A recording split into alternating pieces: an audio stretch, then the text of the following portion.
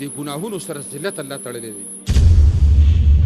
د دې ګناهونو د وجې نه الله د ملک نه برکات ختموي د دې پاکستان په شان ملک والله بالله ثم تالله که د اسمان نه لاندې ورځمکې د پاسه میلاویږي من کله کله سوچ وکړو چې د دنیا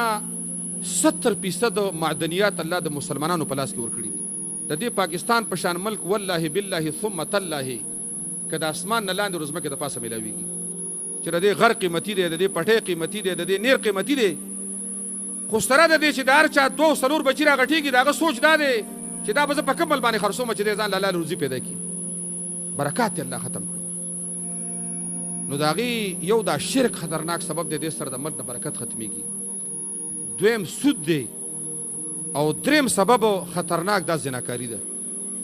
نو الله دې موږ او تاسو ور دې فتنو نه وساتي دا یو خطرناک سیلاب دی